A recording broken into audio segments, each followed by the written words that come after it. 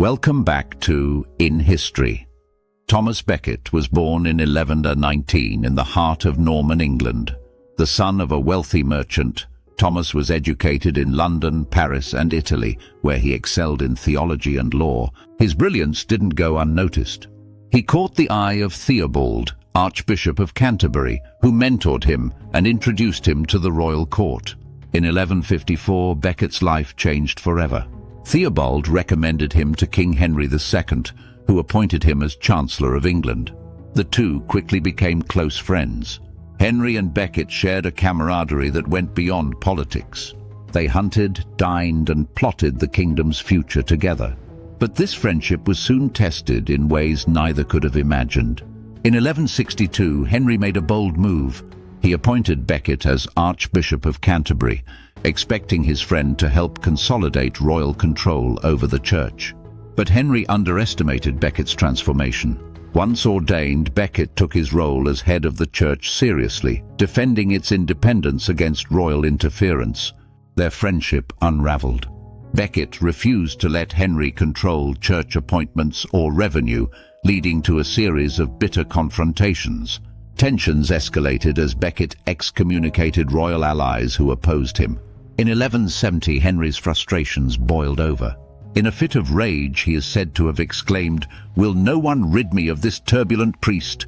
4 knights, taking the king's words as a command, travelled to Canterbury with a deadly mission. On December 29, 1170, the knights stormed the cathedral. They found Becket at the altar, refusing to flee. Becket stood his ground, declaring, "I am ready to die for my Lord, that in my blood the church may obtain liberty and peace." Moments later, the knights struck him down, their swords leaving the altar soaked in blood. The news of Becket's murder sent shockwaves across Europe. He was quickly hailed as a martyr, and miracles were reported at his tomb. In 1173, just 3 years after his death, Pope Alexander III had canonized Thomas Becket. Canterbury Cathedral became a major pilgrimage site, immortalized in Geoffrey Chaucer's The Canterbury Tales. Facing public outrage, King Henry performed a dramatic act of penance, walking barefoot to Canterbury and being whipped by monks at Becket's tomb. Thomas Becket's story is one of unwavering conviction. His death became a symbol of resistance against tyranny and a reminder of the tension between church and state, a battle that shaped the course of history.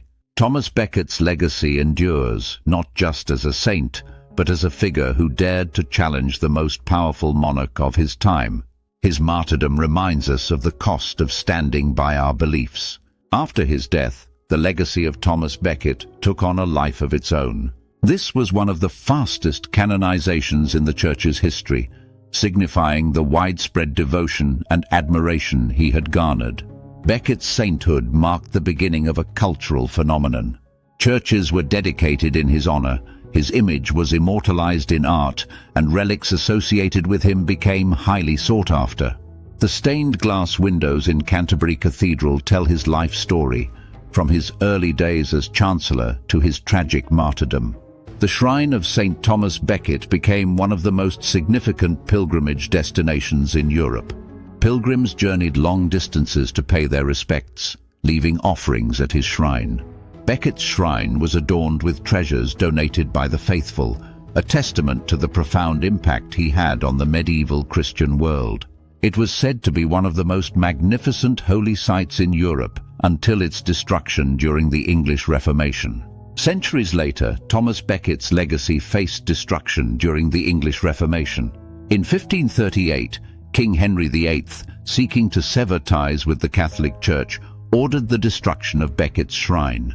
The king even went so far as to posthumously charge Becket with treason, confiscating the riches of his shrine and attempting to erase his legacy. But Becket's story couldn't be silenced. Today, his legacy remains a powerful symbol of faith and resistance. Modern pilgrims still visit Canterbury to honor the man who stood firm in the face of immense power. Thomas Becket's feast day, December 29th, is celebrated by Catholics and Anglicans alike. His influence extends far beyond England, serving as an inspiration for those who value faith, integrity, and justice. The Vatican holds relics of St. Thomas, and his story continues to inspire writers, theologians, and historians. His canonization is more than a recognition of his martyrdom. It is a testament to his profound impact on the Church and the enduring tension between spiritual and political authority. Thomas Becket's story is a reminder that standing by one's principles often comes at great personal cost. His unwavering dedication to the Church and its independence left a mark that shaped history and continues to inspire us today. Until next time, keep seeking knowledge. See you next time on In History.